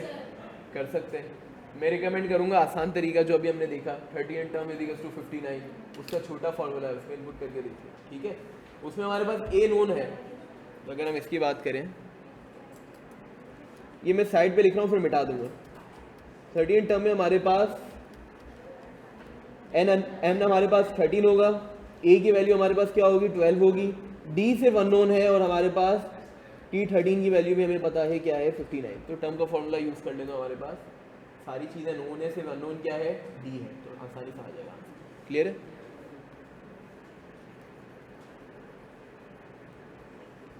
अच्छा कुछ एप्लीकेशन बेस्ड सवाल अब देख लेते हैं हम लोग। T13 देखो बार बार कंफ्यूज नहीं हो जाए, मैं S13 की बात नहीं कर रहा, मैं क्या बात कर रहा हूँ? टर्म ऑफ 13, ठीक है? क्योंकि मैं फॉर्मूला कौन से यूज करने की बात कर रहा था, टर्म वाला आसान फॉर्मूला यूज कर लूँ, तो मैं T13 लिख रहा था।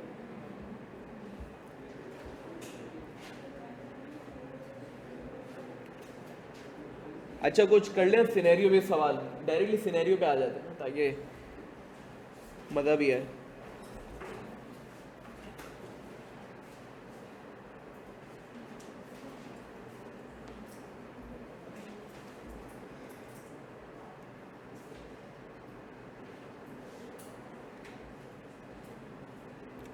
सवाल रीड करो और मुझे बताओ क्या इसमें टर्म का फॉर्मूला यूज होगा या सम का? सर इंटीजर्स क्या होते हैं? इंटीजर्स होते हैं होल नंबर, आसान अल्फाज होंगे, जैसे 1 2 3। अगर हम 0.5 की बात करें, 1.5 की बात करें, they are not integers. Clear हमसे?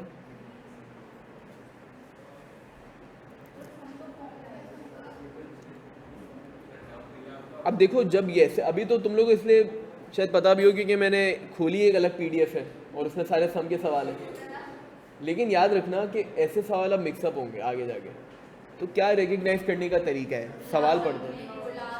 मैं अब तुम लोग से कीवर्ड्स पूछूंगा, वो क्या कीवर्ड्स हैं जो मुझे बता रहे हैं कि सम का फॉर्मूला है?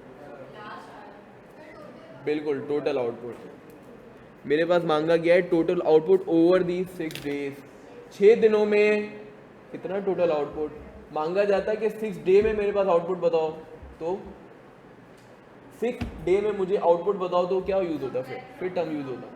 फॉर अ पर्टिकुलर डे नहीं पूछ रहा, बोले up to a particular day, up to a particular day. Clear है बात? शुरू हो जाओ।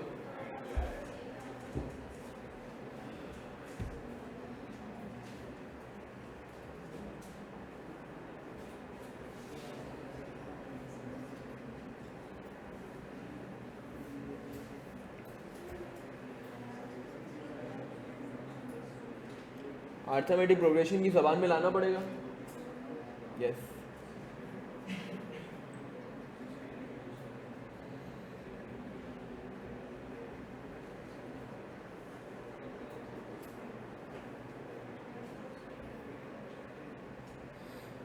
गुड अब्दुल रहमान, गुड श्रा।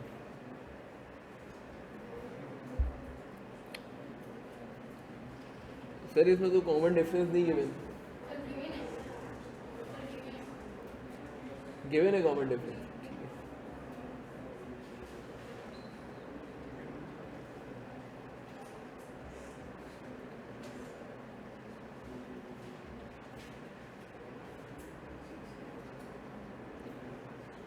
सर इस सवाल में तो सब गिवन है, कोई भी फॉर्मूला लग सकता है, बिल्कुल सही। अगर डी नहीं गिवन होता तो क्या नहीं करते सवाल, हो जाता सवाल फिर भी। गुड। फर्स्ट डे को हमने क्या अर्थमेटिक प्रोग्रेशन की जबान में क्या दिया, फर्स्ट टर्म है वो ए कह दिया हमने, परफेक्ट। तो 6th डे हमारे पास क्या हो जाएगा, 6th टर्म हो जाएगा, एन की वैल्यू 6 हो जाएगी, परफेक्ट।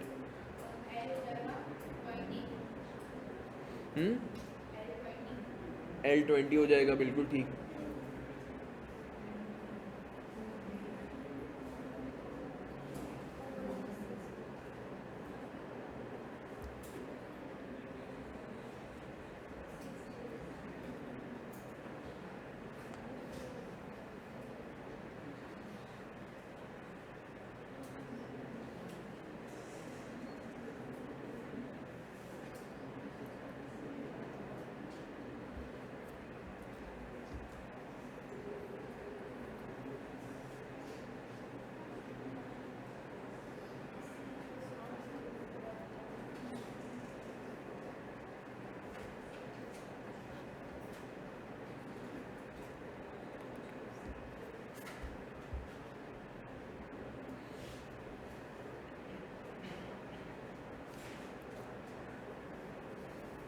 सर सम पॉइंट्स में आ सकता है, बिल्कुल आ सकता है।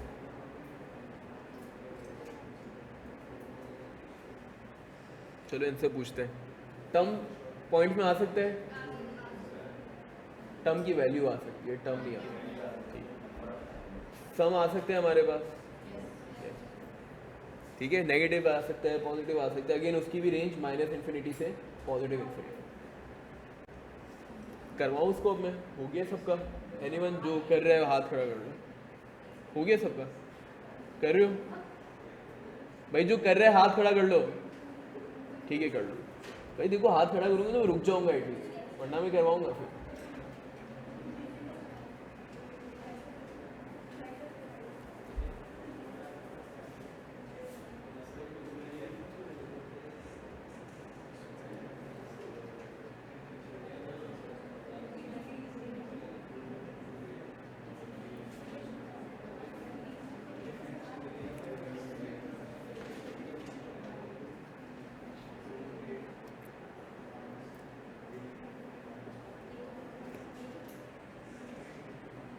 अच्छा, एक क्यूएम की सिलेबस की एक अच्छी बात मैं तुम लोगों को बताऊं। अच्छा, जो कर रहे हैं वो करते रहे भाई, वो डिस्टर्ब ना हो। क्यूएम की सिलेबस की एक अच्छी बात ये है कि जो भी तुम्हारे पास टॉपिक्स हैं वो इररेलेवेंट नहीं है। क्या मतलब इररेलेवेंट? भाई इंटर वाले, ए लेवल्स वाले कुछ ऐसे चैप्टर्स पढ़ते हैं जो इनको शायद उस पर्टिकुलर फील्ड में काम ना आए। अब अगर एक कॉमर्स वाला इंटीग्रेशन डिफ्रेंशिएशन पढ़ रहा है, मुझे नहीं पता इंटर में पढ़ाई जाती है कि नहीं। इंटर में होती है इंटीग्रेशन डिफ्रेंशिएशन कॉमर्स वालों के लिए? होती है? अगर नहीं होती तो अच्छी बात है, ए लेवल में सब पढ़ना पड़ता है। तो अब अगर वो बंदा एग्जाम्पल है फाइनेंस की फील्ड में जाना चाह रहा है, वहाँ तो कुछ काम नहीं आती है। फाइनेंस की फील्ड में क्या काम आती है? फाइनेंशियल मैथ्स जैसे सब्जेक्ट्स, चैप्टर्स, अर्थमेटिक प्रोग्रेशन दिख रहा है तुम लोगों को सामने सामने। आउटपुट की बात हो रही है कि ये चीज़ पढ़ोगे आगे, बिल्कुल पढ़ोगे। तो ये एक अच्छी बात है कि उनका सिलेबस इस तरीके से डिज़ाइन हुआ है, इतना मैंने इतना इसको एवेल्यूएट किया है। वो सारे टॉपिक्स डाले गए हैं जो सीए की जर्नी में तुम्हें काम आएंगे, किसी पॉइंट पे काम आएंगे। और सबसे ज़्यादा जो काम आएगा वो फाइनेंशियल मैथ्स काम आएगा। फिर इसके अगेन स्टैट्स के भी चैप्टर्स काम आएंगे। सिर्फ स्टैट्स कहाँ से यूज़ होगा?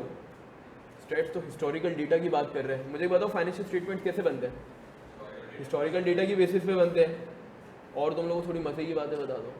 मुझे एक बात बताओ, एक तुम लोग आगे जाके कॉन्सेप्ट पढ़ोगे बेड डेट का, ठीक है? बेड डेट का क्या मतलब है? एग्जाम्पल है यार, आपका नाम क्या है? एक सेकेंड, आपका नाम क्या है?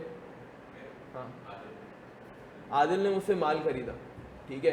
मैंने अपनी बुक्स में ट्रेड रिसीवर रिकॉर्ड कर दिया बिकॉज से मुझे फॉरेन पैसे नहीं दिए थे। मैं एंट्री बनाऊंगा, sales credit trade receivable debit.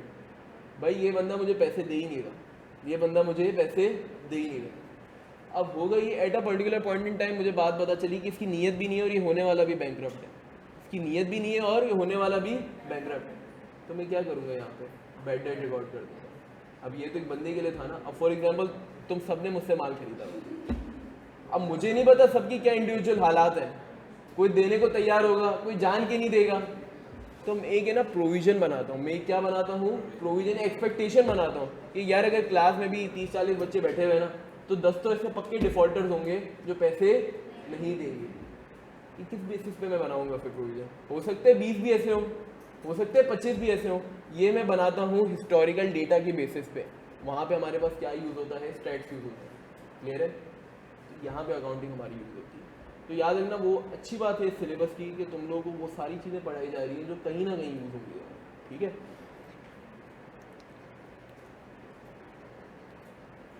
Bad debt पे तो नहीं पहुँचे ना तुम लोग अभी अकाउंटिंग में? नहीं ना, सही।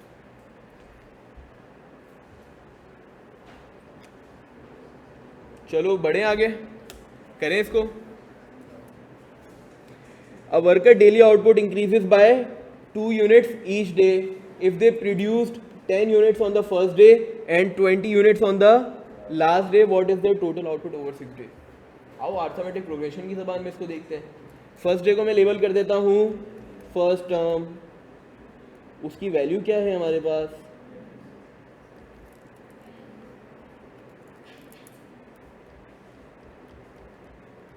इसकी वैल्यू हमारे पास है 10 यूनिट्स, और हमें 6 डे की बात की जा रही है, 6 टर्म, उसकी वैल्यू क्या है हमारे पास 20th यूनिट। अच्छा, अब इस सवाल में मज़े की बात यह है डिफरेंस भी गिवन है। कॉमन डिफरेंस क्या है हमारे पास, ए की वैल्यू भी बता दी गई है 10 यूनिट्स, भाई एन की वैल्यू भी बता दी गई है, क्या है 20 है, 6 है ना। एन की क्या डेफिनेशन होती है, term up to which sum is required. Sir L की वैल्यू भी पता है, क्यों? तुम्हें अगर 6 डे की वैल्यू बता दी गई है, लास्ट बता दी गई क्या है आपके पास, बेसिकली हमें एल की वैल्यू भी बता दी गई, क्या है वो 20। तो हम क्या कह सकते हैं कि हमारे पास कंप्लीट डेटा सेट अवेलेबल है, सारा डेटा मिल गया है लकीली। तो हम कोई भी फॉर्मूला यूज़ कर सकते हैं। आसान कौन सा, ऊपर वाला नीचे वाला? ऊपर वाला रिलेटिवली आसान है। चलो देख लेते हैं उस हिसाब से। फिर S 6 is to 6/2 multiply by a की वैल्यू क्या है प्लस क्या आ रहा है 3 मल्टीप्लाई बाय 30, जो कि हमारे पास बन जाता है 90। क्लियर है सबको?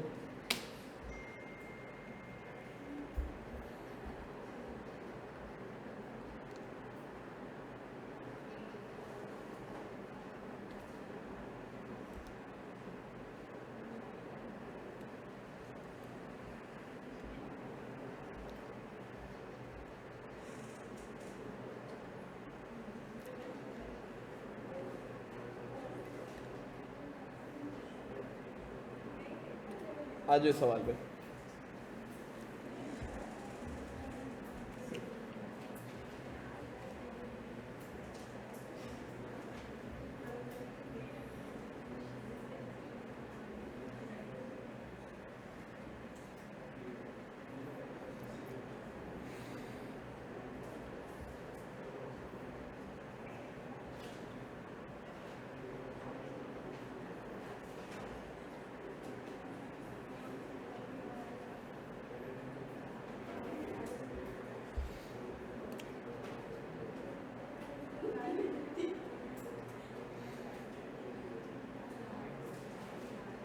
ये कोई आसान, ज़्यादा ही आसान सवाल नहीं है, जल्दी से बता दो।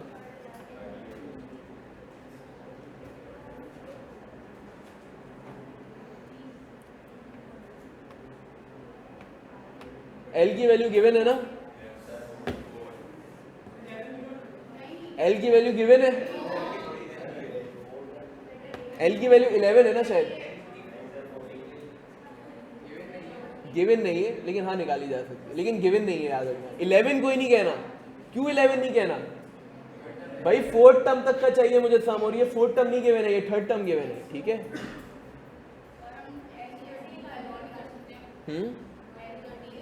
बिल्कुल कर सकते हैं।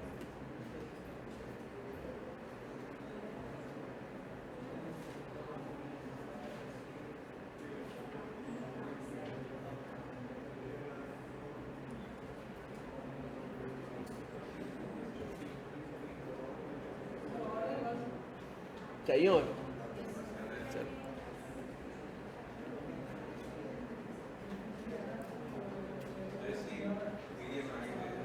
ठीक है, पीडीएफ किसका? कल भी तो क्लास रखेंगे ना, कल बता दो, रख लेते हैं ना, अच्छी बात है। कल वैसे भी क्लास होगी, पक्का है यार, हमेशा होती है। पीआरसी वाले बच्चों की तो सैटरडे को भी होती है। अच्छा, अगर किसी और टीचर ने क्लास रखी तो फिर मैं पीछे नहीं रहूँगा। हाँ सही है, बात पता चलिए। सर अब्दुल्ला भी रखेंगे फिर तो मजे। चलो मैं कह देता हूँ रखने का, क्या मसला है वैसे सैटरडे को, क्या मैचेज हो गए भाई? तो उस टाइम पे नहीं रखेंगे ना हम लोग, तो एक नॉर्मल टाइम पे रखेंगे, तुम एडजस्ट कर लेना कुछ। अच्छा मैं एक वैसे तुम लोग एक बात बता रहा हूँ, सैटरडे को अभी अगर नहीं भी हुई ना अगर कल, तो आगे जाके तो ज़रूर होंगी, बी रेडी फॉर इट, अभी से आदत डाल दो। संडे को ऑफ रख देंगे, संडे को ऑफ मिलेगी भाई। मैं भी तो अपना वीकेंड खराब कर रहा हूँ, मैं भी तो आ रहा हूँ, तो फिर तुम लोग भी आओ। मेरी तो वैसे भी ऑफिस नहीं होती सैटरडे को, मैं भी तो घर बैठ सकता हूँ। नहीं मेरे में भी आऊँगा। अच्छा ऑनलाइन का सेटअप है ना, पीआरसी के लेवल पे हम लोग नहीं करते यूजुअली, कोई भी टीचर, ठीक है, बहुत रेयर होता है। ऑनलाइन का मतलब ये होता है कि मैं आ जाऊँ यहाँ पे और तुम लोगों को ना बुलाऊँ, तुम लोग घर से बैठ के। अब इसका मतलब ये है तुम आ जाओ, बल्ले जिनको आना है आ जाओ। ऑप्शन ये भी है, जिनको अगर एग्जाम्पल है दूर से आते हैं तो ऑनलाइन ले लो। मैं तो हमेशा रिकमेंड करता हूँ जो बहुत दूर से आते हैं। अच्छा कितने लोग यहाँ पे ऐसे हैं जो करीब करीब ही रहते हैं? बिल्कुल करीब ही रहते हैं, यहीं करीब। अच्छा कौन बहुत दूर से आते हैं? बहुत दूर से मतलब एयरपोर्ट साइड और कोई नॉर्थ नाजिबाबाद और ये सब। कहाँ से आ जाओ आप लोग, मुझे बता रहे हो? ठीक है कौन है पोर्ट भाई देख लिया करो घर से यार, मैं तो तुम्हें खुद बोल रहा हूँ, चिल करो यार, इतना दूर से आना। पोर्ट कासिम पे तो जो हमारा क्लाइंट लगता है ना, जब हम लोग की हालत ख़राब होती है, वो उसकी क्लाइंट की वैन लेने आती है हमें। चलो अच्छी बात है, डेडिकेशन की बात है यार। देखो एग्जाम्पल है, कोई है पोर्ट कासिम से दूर मजीद? और कोई तो दूर नहीं है ना, करीब करीब है ना पोर्ट कासिम से तो सब। कोई हैदराबाद से तो नहीं आता लेने का? चलो भाई सवाल देख लेते हैं। ए की वैल्यू क्या की मैंने सवाल में? अब जुमरे में लाने की ज़रूरत है, अब खुद हो जाएगा। फर्स्ट रो फर्स्ट टर्म है आपके पास, ठीक है। तो ए की वैल्यू आपके पास क्या बन गई? 5। अच्छा डी की वैल्यू निकाली जा सकती है, 3 है, लेकिन एक और तरीके से कर लेते हैं। क्यों ना हम लोग लास्ट टर्म निकाल लें? भाई मुझे एक बात बताओ, फोर्थ रो में कितने आपके पास प्लांट्स होंगे, पता कर सकते हैं हम लोग? ऐड कर देंगे। 5 से 8 3 का डिफरेंस है, 8 से 11 3 का डिफरेंस है, 14 हो जाएगा ये। तो क्या हम कह सकते हैं एल की वैल्यू हमारे पास 14 है, और एन की वैल्यू S4 = 4/2 मल्टीप्लाई बाय क्या आ रहा है?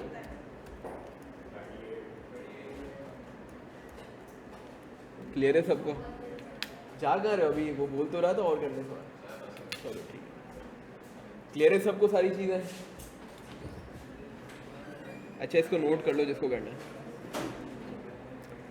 ऑनलाइन वालों सब क्लियर है? सर मूड होता है फिजिकल लेता हूँ आकर, गुलशन से आता हूँ। अच्छी बात है यार।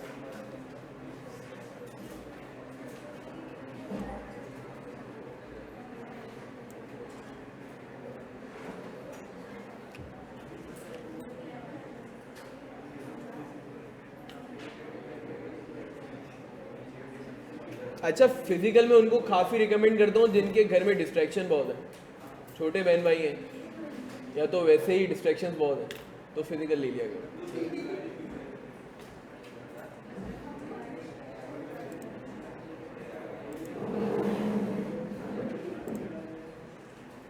सर तो लास्ट टर्म होता है ना, इसकी वैल्यू मतलब यस को आपने दिया कैसे, लास्ट टर्म तो मांगा ही